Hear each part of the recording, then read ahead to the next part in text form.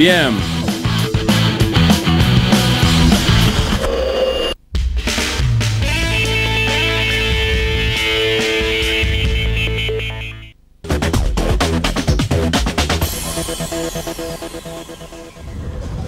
Welcome back to Snetterton for the last round of the Drivers' Republic Caterham Road Sports B Championship, and this is a title that is about to be decided.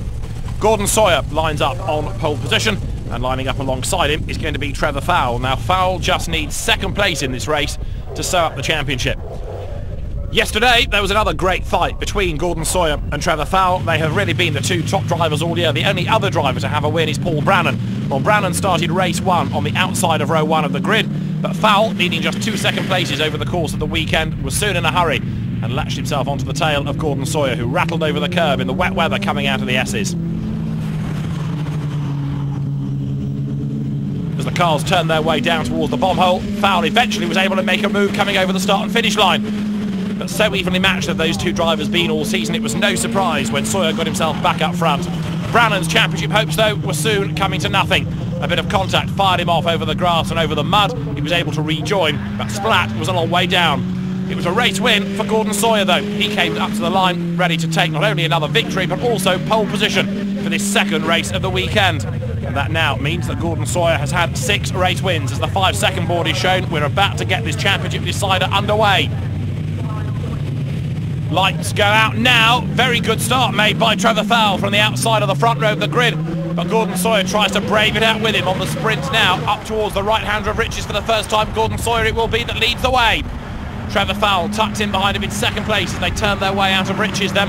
And it really is going to be between those two drivers to determine who wins the Drivers' Republic Caterham Road Sports B Championship. Now, anybody else that's able to live with them can't do much about the championship for themselves, but they could take points away from either of the top two.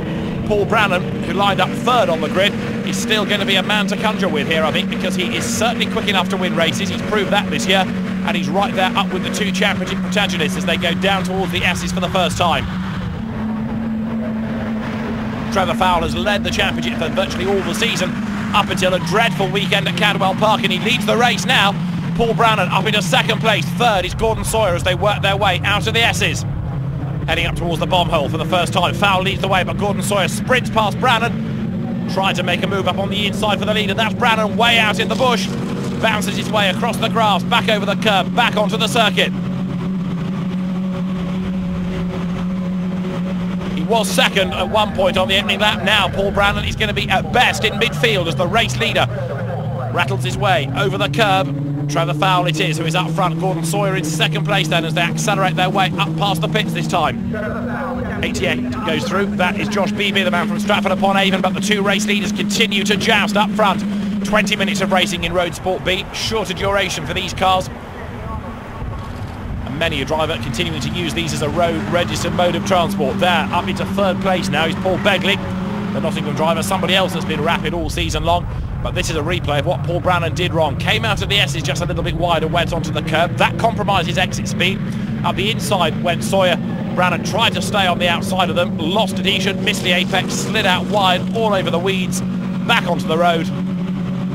But as he recovers, so everybody else with the momentum and with the speed, able to capitalise and gain further places. Gordon Sawyer still leading the way, but as long as Trevor Fowle is second, that's going to be good enough to give him the championship. What Gordon Sawyer needs here is to try and stack the traffic up so that Trevor Fowle is delayed and that is attacked and indeed loses a place to the drivers behind him. Sawyer runs wide this time, bounces all over the grass, and that's going to give the advantage and the championship on a plate to Trevor Fowle, who goes through on the inside line there, look. The red car of Fowle ahead of the yellow one in the hands of Gordon Sawyer, and so for third place now Paul Begley. Gordon Sawyer has got to somehow get himself back up into the lead of the race, otherwise the championship dream has gone.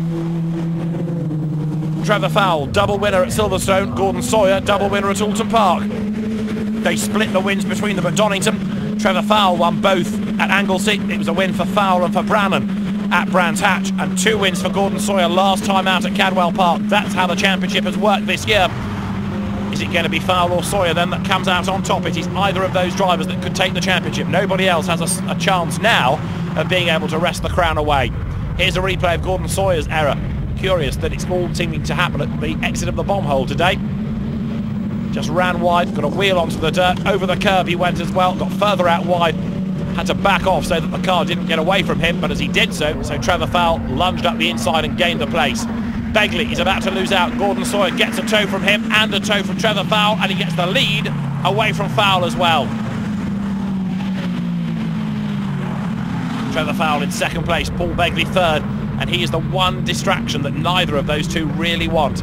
Trevor Fowl can afford to be in second place, but he can't afford to slip back into third. He can't afford to get himself into a battle which might cost him that place. 81 off the road is Albert Vella. He should be able to rejoin from there, but Vella is a long way back as he does rejoin. Sawyer leads the way, and Trevor Fowl is coming under pressure from Paul Begley. He cannot let Begley by because that will cost him the championship, but he can't afford to drop too far back from the race leader Gordon Sawyer, because he may well need another place to be won out of this race before the very end. The race leaders then have already been past the pits there, lower down the order going through. In car number 42 you can see is Ron Arnold, and this is a replay of earlier fun and games over at the S's with Albert Vella getting it all wrong. He turned into the first part, I think he just lost adhesion. The car snapped away from him, got itself onto the grass in the middle of the S's, able to rejoin, but in so doing falls a long way down the order in the Pexa Services backed car. Leaders go through them, and now Trevor Fowl is in danger of losing that second place. He has lost time to the race leader Gordon Sawyer, and that for a start off is very bad news, but if he loses second place as well, then that really does put the kibosh on the championship for him. Fowl is defending from Begley here, but only just, and Paul Begley looks, dare one suggest, the racier of the two. Trevor Fowl getting very toey now as he's trying to defend from Begley, but he's also conscious that the leader is getting away. Trevor Fowl defends the inside line then. That's going to force Paul Begley to the outside as they drop down towards the S's. Gordon Sawyer doing everything that he possibly can here to win the championship. If he wins, and if Trevor Fowl finishes second, then Gordon Sawyer's going to miss out by a point, and there's big drama there. Getting airborne, 73, Nigel Garrity. That's the end of his race, and he's managed to embroil one or two others with him by the look of it. I think Rob Smith, that could be, that's got caught up in that, but a very badly damaged car for Nigel Garrity, and a very spectacular exit from the race. He was higher than the front row at a Bob Marley concert for a moment, crash lands back onto earth. That's done no good to the suspension of the car, and he is going no further. Andrew Salmon in 45 turns his way through the S's, and a rather shaken Nigel Garrity hops out of his car, sprints away. He's okay, the car rather less so. Now let's try and work out how it all triggered. Coming through Riches, 22 there, look, Rob Smith goes wide, gets sideways, goes wider, comes across the road, a wallop right into the side of the innocent Nigel Garrity, who gets launched. Smith carries on despite his own damage. Nigel Garrity is out of the race then. Race leader onto his last lap already, Gordon Sawyer, but this is the crucial battle then now, because if Trevor Fowl in the red Caterham loses a place, he's lost the championship as well. Paul Begley up alongside him.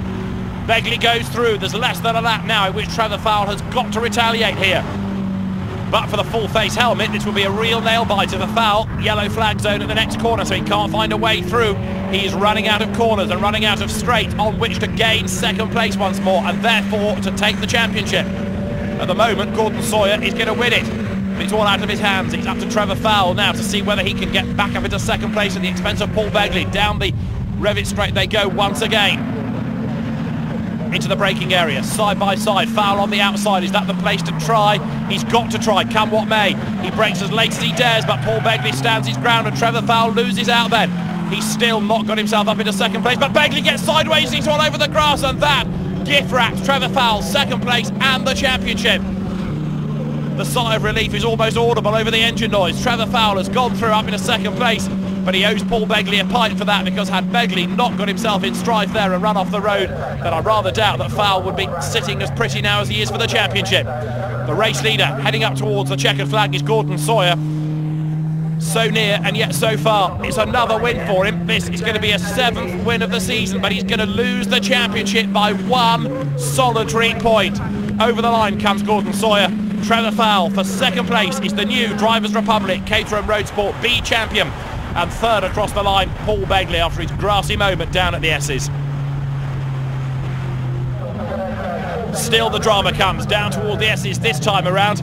In the midst of all of that is Andrew Salmon once again in 45, locks up, scrabbles through, no dramas for him this time around. Gaggle of cars heading up towards the line. Andrew Salmon comes through now. He's going to cross the line in 10th place as he takes the checkered flag. But the real talking point of the race was ahead of him. Gordon Sawyer wins the race by 3 seconds from Trevor Fowl. But Fowl it is who wins the championship.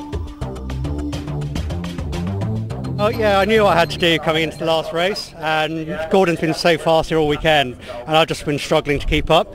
And Paul Begley, he was, as I think he was just saying, the cat amongst pigeons, and I could see how fast he was, and I was just struggling and struggling. So I just had to, I knew I couldn't keep up with Gordon, so I just had to concentrate on keeping Paul behind me over the line, and it's just becoming more and more difficult. And then the last lap, he got past me,